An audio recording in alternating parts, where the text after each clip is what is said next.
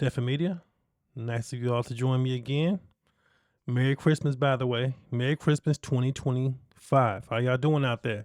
Speaking of Christmas, how do you like the sign in the back? My daughter got me that for Christmas. Gravely appreciate it. All right. Love you, sweetheart. Okay, what we getting to today? We have a story where this black woman started her own prison because people were acting unruly inside of her bar. And this takes place in Africa, I believe. So without further ado, let's get to it. Township of Nkowankowa in Limpopo, a story has unfolded that left the entire nation asking one simple question. How does a person even begin to open their own prison? Yet that is exactly what a 54-year-old tavern owner is accused of doing. And no, this was not a community project, and it definitely was not approved by any government department. This was a private backyard prison run by one determined woman who apparently had enough of the chaos caused by drunk customers. It is alleged that on the 2nd of December in the year 2025, this woman decided that the police were taking too long to deal with the troublemakers who came to her tavern. So this was pretty quickly. This started on the 2nd of December. I know somebody with a birthday on December 2nd. Let's go. Took matters into her own hands. She reportedly transformed a section of her home into what she believed was a correctional facility, a prison, a fully functioning mini jail right in her yard. According to the reports, her main targets were men who caused trouble and they had too much to drink. First question. Without hearing anything else, what do y'all think about the story so far? A woman who ran a bar, started a prison in her pretty much her backyard due to unruly customers, people being violent, not paying their bill, etc. What do you think about that? Do you think she was out of line? Granted, it's against the law. We all know that. But morally, what do you think about that? Do you think she should be in jail because of this? Or what? Let's get to the story though. The ones who would start fights, break furniture, disturb other customers, or simply drink without paying. And instead of calling the police, she allegedly arrested them herself. She locked them up until they either sobered up or finally agreed to pay their outstanding bills. Now, she would lock them up till they sober up or until they pay their bill. I don't know. I think that's kind of fair, man. I think that's kind of fair. If they're drunk, they shouldn't be in the public anyway. Okay? And if you're stealing from somebody, that's what it is if you're not paying your tab, right? You should have to pay the cost. You should have to pay something for it. If it's your time, got to pay your time. Go ahead, woman. Go ahead. Just pause for a moment and imagine being one of these men. You go out to have a drink, you enjoy a bit too much, you make some noise, maybe you shout at a friend, and the next thing you know, you wake up behind a locked door in someone's backyard. That must be the longest and most confusing hangover in the history of Nkawanka. Reports suggest that she detained as many as 36 people. That is 36 individuals who either drank without 36 people. Damn. Paying, owed her money, or were simply too violent when drunk.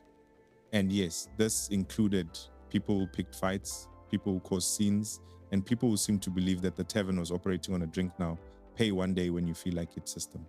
But the story does not end there. According to some witnesses, the woman had a strong dislike for men who beat women when they were drunk.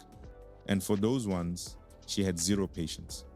If any man was caught raising his hand against a woman inside her tavern, she would reportedly arrest him on the spot. No waiting for police. No long. This woman is a superhero, man. She sounds like Batman. So she arrested them if they were violent towards women. Once again, do you agree with this? Huh? If you see, because now mind you, how much courage does it take to do this? All right. Because how many times have people seen somebody mistreating somebody else and didn't do anything about it? You know, at the very least breaking it up. But some people don't even do that, you know, because they don't want to get involved. They don't want to get hurt. They don't want to put themselves at risk. So this woman said, you come in my bar. If you're acting unruly, if you're being violent, and if you don't pay your tab, you go into the slammer, to my slammer, because the cops are taking too long. And if you're being violent towards women, you're really going down. You're going down. Explanation. straight to the backyard prison. She believed she was doing the community a favor by disciplining them. And to be fair, some people in the community quietly agreed with her, even though they knew it was illegal. Of course, running your own prison is a serious offense. Hold on, y'all see them in there? Prison is a serious. Running your own prison is a serious, even though they knew it. If this is what the actual prison looked like, look at that brother right there. You're like, what the hell I got into? I had a couple Coronas. Now I'm locked up. Like, damn, I did it last weekend. Nothing happened. I did it last year. Didn't happen. I did it down the street. Nothing happened. This sister right here, she ain't having it. She not having that at all. And it's all brothers. Okay. I got a question. What if a woman did the same thing? Would the sister would have locked up the female then? That's the real question. Is she a man hater? Huh? Because women drink and get unruly too. So would she have locked up a woman? That's the question. Because she obviously locked up the brothers. Legal. Of course, running your own prison is a serious offense. There are official procedures for a reason, and none of them include building your own holding cells next to your washing line. So it was only a matter of time before the law stepped in. When the news reached the a matter of time, holding cells next to your. Hey y'all, this doesn't look like a real picture. This looks like a painting to me, unless it's just me. Or unless it's just bad quality. But this looks like a painting of some sort. Unless it was a low image quality, a low image print that they zoomed in on. Because her face look real. But all this detail right here, I tell y'all I'm an artist, so I kind of notice stuff like this. This doesn't look like a real picture. Neither does this right here. But I digress. My bad. Let's get to it. Line. So it was only a matter of time before the law stepped in. When the news reached the authorities, the police investigated and eventually arrested the woman. Instead of continuing as Nkoankoa's self-appointed correctional services manager, she found herself facing charges for kidnapping and unlawful detention.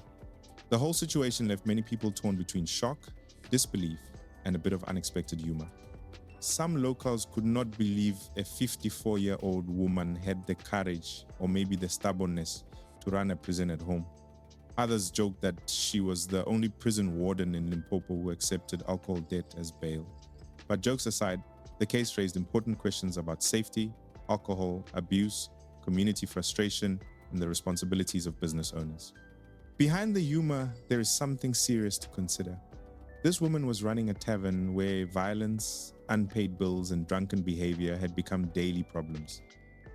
I wonder if this is a real story, man, for real. This doesn't sound like a real story. It just doesn't.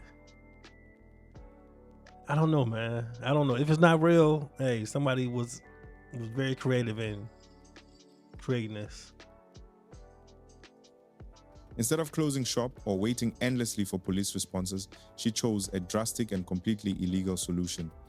But it also reflects the challenges faced by small business owners who deal with troublemakers almost every weekend. Still, no matter the intention, creating a do-it-yourself prison is not that.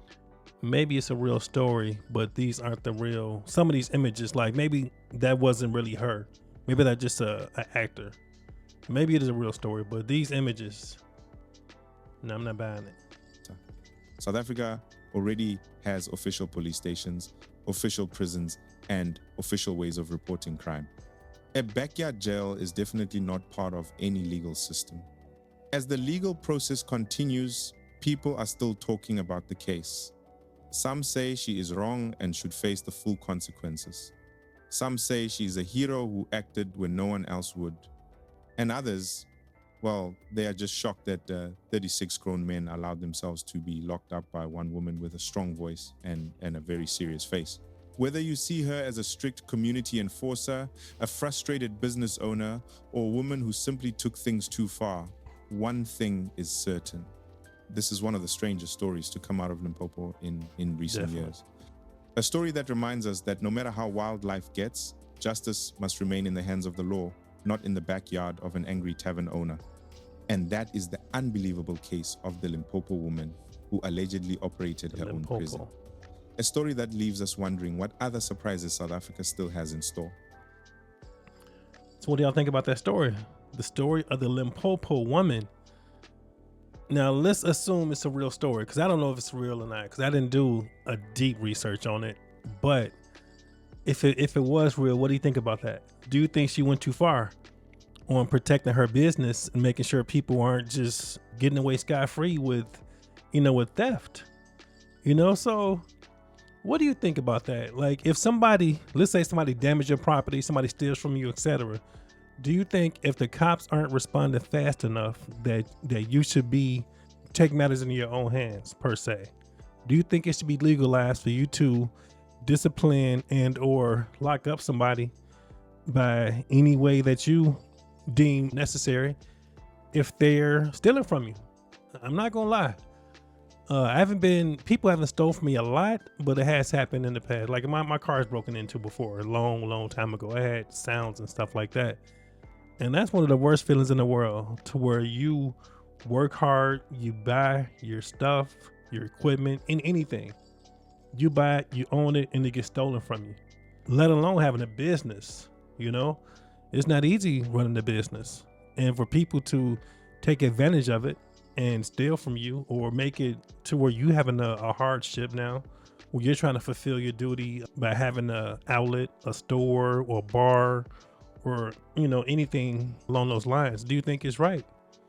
That's the question. Do you think she was, or do you see her a reason why? Or are you just, nope, she should be locked up, throw away the key? Like, what do you think about that? Because I'm saying salute to the sister for taking matters to her own hands. If this is a real story. Once again, we're assuming this is a real story. But now I'm saying, well, it's against the law, right? But man, for having the courage to do that and to actually implement your own jail, damn. Claps. Okay, that story was kind of fun. Like, comment, and subscribe. I want you to subscribe by that button right there. Watch that video right there. We going into 2026, less than 20 subs away from 100. Come on now. I want to be at 100 before the year is over. I'm putting y'all on call for that. If I hit 100, I'm shaving all my little hair off, all right? I'm going to go bald face for y'all. Bald face for y'all if I get to 100. Like I said, subscribe, watch that video, and we out of here. Adios.